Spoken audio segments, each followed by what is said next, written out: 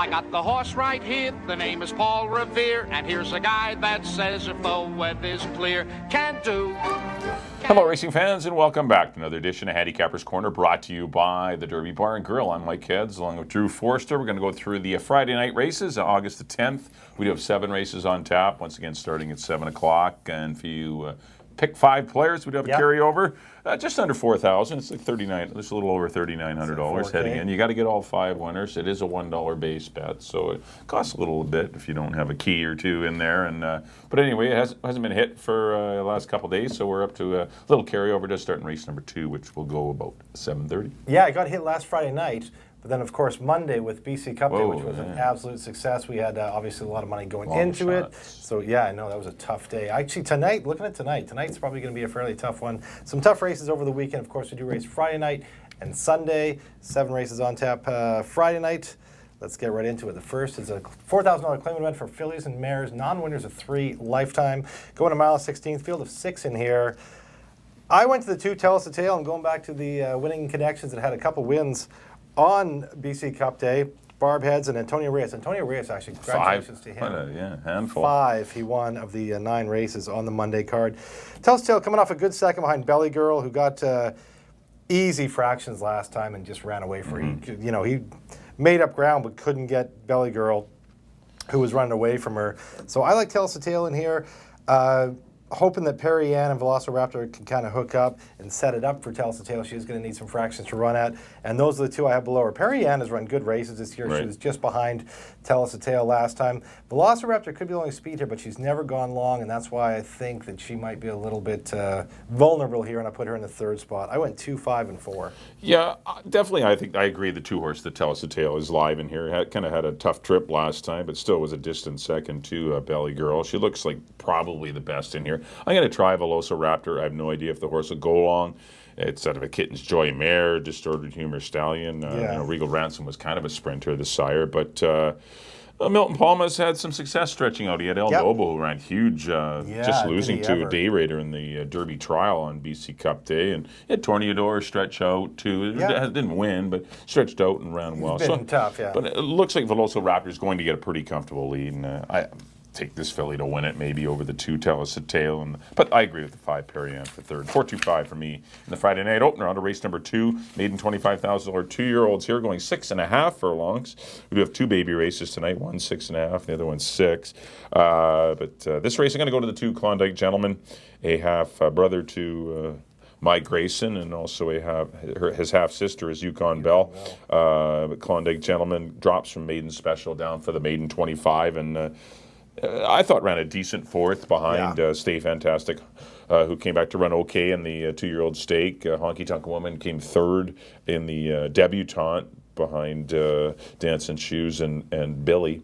And I just thought Klondike Gentleman might be able to get the lead in here. And I put the 5 Kessie in behind, does step up slightly in class, did run really no excuse to lose last time. Got beat by a firster called Timeless Shrug, and ran an okay race, but I just thought the horse had every chance to win. So I'm going to, and Reyes does ship off to the 2 horse too. That's another. I saw that. Rode them both last time, but they don't always make the right choice. But and I put the 6, the hybrid with blinkers off. This horse has been working way too good to run as poorly as he has, or at least his form's been kind of subpar. 2 good works since his last race, and maybe the blinkers off will be the key, maybe to get him in the hunt, and lightweight too, with Leary Seacharan, or Leary Seacharan, that is. 2, 5, and 6. I can't tell the difference. No. They even look the same on the form. They look the same in person. They look the same on the form. It's like L.A. and L something. And they both got 3 wins or something, identical form. Yeah, I can't really tell the difference. I went 2, 5, 6. I think Klondike Gentleman's yours. I agree with Klondike Gentleman. I have him on top. As you mentioned, a good, his first start, only got beat a length and a quarter for 3rd behind Explode, who's live on the Friday night card as well. I did go to Klondike Gentleman on top. I put a horse in the 2nd spot. This horse ran a good start. His first race behind Notice and Explode, then ran, Summerlin Vintage Man, and that was a tough race to make his 2nd start. First time around 2 turns was in a stake against the very impressive Summerland.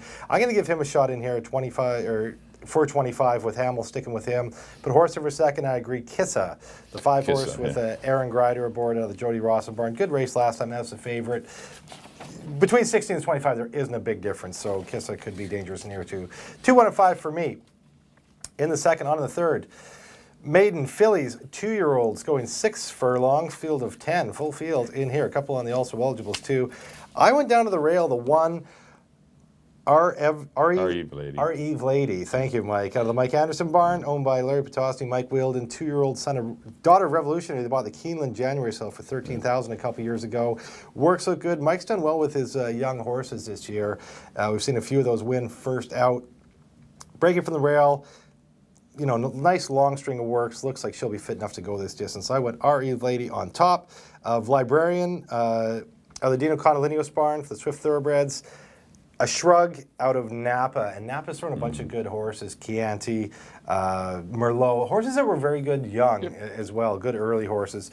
So I wanted to throw a Librarian in there, and I put Dawn's Morning, the Rob Gilker runner, by New Year's Day. Amadeo Perez takes the call. They're always dangerous together. Another one with like a nice long string of works. That's what I like to see in these 2-year-old races. They're definitely fit enough to go the 6 furlong distance. I went 1, 4, and 8. Yeah, I went with the 8 Dawn's Morning. I got to go with the Rob Gilker first. I've seen this filly in the morning. She looks very good and she looks pretty talented. Amadeo Perez rides, and these two have teamed up very well in the past. And Dawn's Morning for me, I got to take a shot on her. I agree with the one, Our Eve Lady, the Mike Anderson runner, daughter of Revolutionary. Bought as a yearling, as you mentioned, in the January Keeneland sale last January. But good string of works. Looks like she's been ready to run for a while. And I put the 5-horse, Amorcito. I didn't know who to put in for third, but Amorcito's race, running third behind Lord of the North, who came back to run reasonably well in the nursery on Monday. Yeah. He was in the stake. And I thought Amorcito didn't disgrace himself, and he's come back with a decent work in 103. But I prefer the 8, actually. I went 8, 1, and 5. Yep. In the third. On to the fourth race to start off your late pick 4. Maiden $4,000. Fillies and mares here going 6.5 furlongs. Well, the 7-horse here is tough to get by her. Yes, please. Just missed last time to Crafty Memory. Really no excuses to lose that day. Maybe the 2.5-month layoff kind of did her in, but she's got a good work, a couple of good works, or at least 1 minute and 2/5 is very quick, and she should be a short-priced winner. But the 1-horse Bombay, if Yes Please does not win, it'll be Bombay that comes and gets her. Dropped in for the 4 last time, and I thought ran a good race against some slow fractions.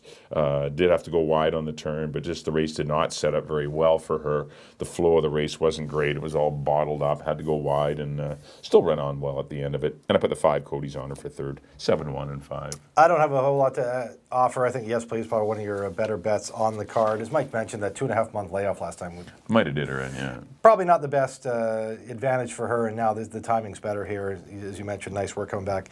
And I can't really separate Cody's Honor and Bombay. I just went the other way, 7, 5, and 1. I'd have those two underneath of her. In the fourth, on to the fifth. Straight 3-year-olds for 12-5, going 6.5 furlongs, field of 8. Going 6 for, did I say that? Going 6.5 furlongs? Yeah. Straight 3-year-olds, 12-5. I went to another Guinness, the 1-horse. Phil Hall had our leading trainer, another good day on Monday, winning a couple. This guy's been running tougher races with AF Indy, Optic, European. He broke his maiden and maiden special weight just 3 starts ago. Then he'd come back in an allowance race doing really good. Then he went long. Now he's back sprinting where he did win a maiden special weight, in for 12-5. I figure it should be a handful in here. And Phil Hall, as I mentioned, making all the right moves, betting 31% right now with 27 wins. And him and Enrique Gonzalez, he always goes to one of the, Enrique or Amadeo are his 2 guys generally. Another Guinness on top of Gimme Some Slack. He won for 25. A couple starts go over Smart Deal until Colton Hill. Then in that optional 25 with Monument Heat, Panhandle, that was considerably tougher, in for 12-5. Hamill sticks with him. I'm going to try him in the second spot. And I threw Ruggiero, Mike Anderson's other horse. Just a horse that, again, been running in tough. He ran in the Chris Loseth. He was in that optional 25. And there could be some pace in here for him to run at. When he broke his maiden, he came from off the pace last year. And there could be some heat in here. It could set him up for him. I just like the horses that are dropping in here. And that's why I went with Ruggiero in the third spot. 1, 2, and 5 for me. Yeah, I kind of saw the race a little different. I didn't see a lot of speed in here at all. I think the 6 Cedar Shines is going to clear and get the lead. I think Mike Grayson gets to sit a perfect trip in the 2-path. This horse ran a good race behind Perfectly Reckless last time. Those are older horses. Liquid Metal ran third. His race prior to that, after the claim, he was going along, and he was overmatched there. But he gets in against straight 3-year-olds. I think he gets a perfect trip sitting just off of Cedar Shines. And this horse could be very dangerous from there. He's run some good times in the past when he can get that trip. And I just I'm hoping he's going to sit a nice 2-wide trip. Another Guinness would be in the pocket, which probably where the horse does not want to be, but he's not fast enough to get the lead. Another Guinness. So I just think Mike Grayson's really going to get a favorable pace scenario here, and it might win it 6 or 7 to 1. I agree with another Guinness, best horse in the race. At least his resume is the best. Yeah. Tried him in blinkers last time. His form did not improve. For whatever reason, he's just been not very good in his last 2, and he needs to be better. He always works well in the morning. I was going to say he had a nice work in 47, but he's always got nice works in 47. Yeah, he's just right. a good morning workhorse, but he's got to show it in the afternoon, and you're getting a short price on him. I agree with the 2. Give me some slack. Hamill aboard for Mike Anderson. I put that one in the 3rd spot. Ezekiel I left out. Maybe the blinkers will help. I mean, that could be a turnaround for this horse, and he may show a little more speed. But I just think the race lacks pace in here, and I think the 6 and 8 are the pace horses, and I really think the 8 is the better of those 2 horses, which is why I landed on him. 8, 1, and 2 for me in the 5th. On the 6th race, $4,000 claimers, non-2 lifetime, going a mile in the 16th.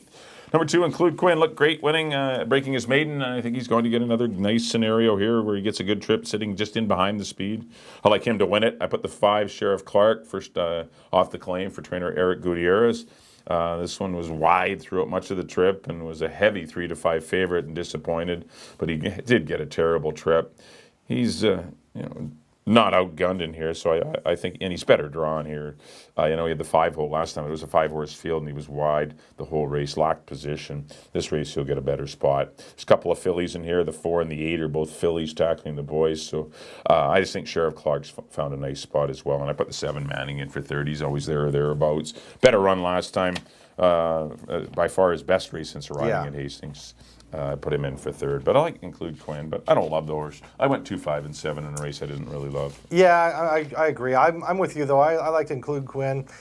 Finally showed some run last time. Like, he hadn't been showing anything. He did go to the bottom, but more importantly, he went long. Yeah, and I think distance changes things. Yeah, and that's where he wants to be. I thought he ran a pro race. Mark actually had him entered in the endurance race on Monday. Scratched, went to a straight 4 and on 2, going long. I think that suits him well. Include Quinn for me on top. I put Manning in the 2nd spot out of the Mike Anderson barn. Finally ran last time. Mm-hmm. Like he came up here from Turf's Paradise and was not running at all. Yeah, he had the fitness edge and still couldn't, parlay that to a good performance. I was just running nowhere, just running like super flat, beating a horse here or there, and finally kind of woke up, got engaged last time, ran a big race, finishing just behind Cash Hit. Manning for me in the 2nd spot, and I agree, Sheriff Clark should be respected in here for going to the new barn. Eric Gutierrez, he's running against similar type horses. Another one that the light seems to kind of went on and didn't have a great trip last time. 2, 7, and 5 for me in the 6th. On the 7th, optional. What is this? Horses that have run starter. For, it's a starter 60. Horses have run for 62.50 this meet. Go to mile 16th. Field of 8. I went to the 2 Citron Kid. He should fit this condition well. I mean, I don't see a lot of pace on here. That's what worries me. The horses I like are generally closers, but I'm hoping like Cedarburg, Cash Hit, Catch Me, El Super. Hopefully there is some pace in here because I think the tough horses and the class horses in here are closers. Like Citron Kid, who's just a win machine. He's 15 for 54, 5 wins at today's distance. I'm going to just go with class here. Citron Kid, over Willing to Travel. 1 for 8,000 was claimed that day by Steve Bryant. He thought enough when we ran him in that 25. Now in for 62.50 with Hamill aboard. He should be respected. And I threw in Shooting Jacket, who he's run 5 times this year. The 3 times that he's run long this year, he's got a 4th and 2 seconds. So he's rounding into form. He fits this condition well as well with Aaron Grider aboard. I went 2, 5, and 7. Yeah. I went to the 6 El Super. I love the horse's run last time for Dave Milburn. Crushed a field of 4,000 claimers. It did take a while for him to get to the winner's circle, but his race 2 back looks even better now. The Silent Eagle has been actually a very game and willing participant at higher levels and was actually, I believe, 4th in a 16,000 claimer. Yep. And was right there at the head of the lane. Ran a good race. So it added some strength to that particular race on July the 2nd. But I thought El Super might get the lead in here, or at least sit off of Cash Hit or Cedarburg. But Amadeo's very good at deciding what to do, and at least if he at the worst, he'll be laying 3rd. And I just don't see the pace being fast enough to, really do him in. But he's got some back class. He's a nice horse. He's one to get for more money than this. He gets run protected here. The only ones in for the price are Willing to Travel and We Found Gold, who are both actually in Catch Me.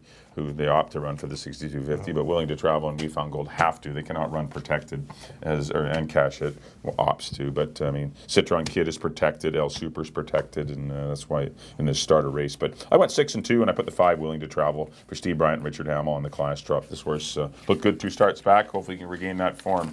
But 6-2 for me in the Friday finale. Well, that'll do it for our analysis of the Friday night program. Next up on screen will be a quick recap of our selections. Back in race number 1, I went to the, of course I went to the speedy Velociraptor, 4-2-5. Race number 2, I went to the 2 Klondike Gentleman, going to go 2-5 and 6.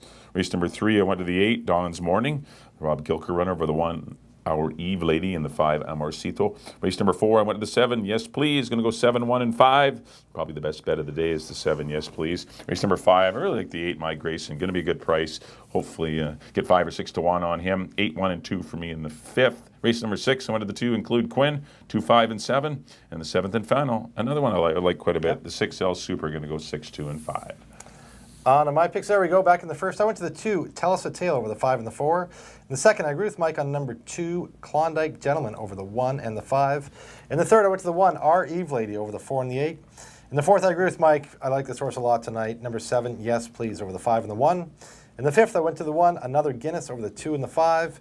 In the sixth, I agree with Mike on number 2, Include Quinn over the 7 and the 5. In the nightcap, I went to the classy old veteran number 2, Citron Kid over the 5 and the 7.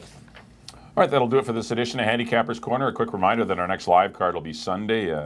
We do have 7 more races on the Sunday afternoon program. 1:50 will be our last Sunday for a while. Then we get on to the Friday, We go to Mondays. Yes. Fridays and Mondays, both night cards.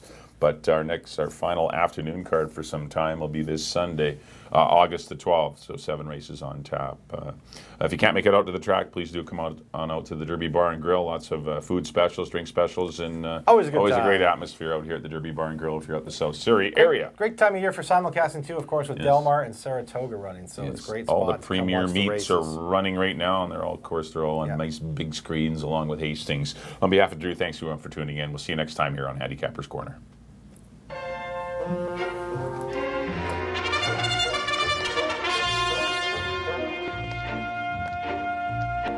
I got the horse right here, the name is Paul Revere, and here's a guy that says if the weather's clear, can do